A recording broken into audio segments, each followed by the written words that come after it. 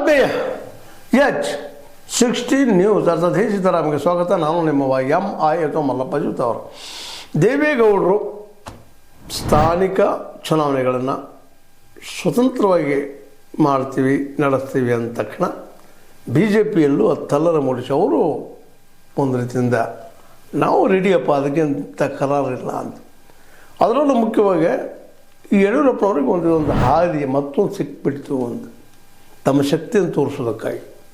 ಅದಕ್ಕೆ ಯಡಿಯೂರಪ್ಪನವರು ಸಹ ಸ್ಪಂದಿಸಿ ಈ ದಿಸೆಯಲ್ಲೇ ಮೊದಲಿಗೆ ವಿಜೇಂದ್ರ ಅವರು ಆದರೆ ತಾವು ಸ್ಪಷ್ಟವಾಗಿ ನಾವು ರೆಡಿ ಇದ್ದೀವಪ್ಪ ಅಂತ ಹೇಳುವಂಥ ಒಂದು ಮೆಸೇಜ್ ಕೊಟ್ಟಿದ್ದಾರೆ.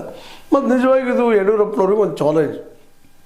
ಯಾಕಂದ್ರೆ ಯಡಿಯೂರಪ್ಪನವ್ರಿಗೆ ಪಾರ್ಟಿ ಒಳಗೂ ತೊಂದರೆ ಅದ, ಅವ್ರನ್ನ ಹೇಗಾದರೂ ಮುಗಿಸ್ಬೇಕಂತ ವಿರೋಧಿಗಳಿದ್ದಾರೆ ಅಲ್ಲೇ ಪಾರ್ಟಿಯಲ್ಲೇ.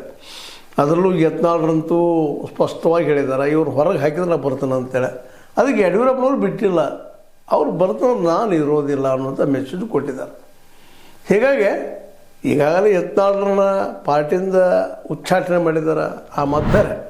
ಆದರೆ ಈಗ ಹೈಕಮಾಂಡ್ ಭಾಳ ಪ್ರಶ್ನೆ ಏನಪ್ಪ, ದೊಡ್ಡ ಪ್ರಶ್ನೆ ಏನಪ್ಪ ಅಂತಂದ್ರೆ ಕೇವಲ ಬಿ ಜೆ ಪಿ ಒಂದೇ ಹೋರಾಟಕ್ಕೆ ಹೇಳಿದ್ರೆ JDS ಸಪೋರ್ಟ್ ಮಾಡದೆ ಹೋದ್ರೆ ನಾವು ಅಧಿಕಾರ ಹೋಗೋದಿಲ್ಲ ಅನ್ನೋದು ಅವ್ರಿಗೂ ಖಾತ್ರಿ ಆದಂಗೆ ಆಗಿದೆ ಅಂತ ಕಾಣ್ತದೆ.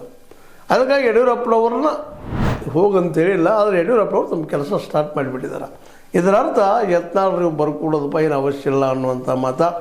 ಮತ್ತು ಯತ್ನಾಳರು ನಿಜವಾಗಿಯೂ 113 ಸೀಟುಗಳನ್ನು ಗೆಲ್ಲಿಸುವಷ್ಟು ತಾಕತ್ತಿದ್ದವ್ರ ಅನ್ನುವಂಥ ಸಹಿತ ಇವತ್ತು ಪ್ರಶ್ನೆ ಅದ. ಯಾಕಂದ್ರೆ ಹಿಂದಿನ ಎಲೆಕ್ಷನ್ದಲ್ಲ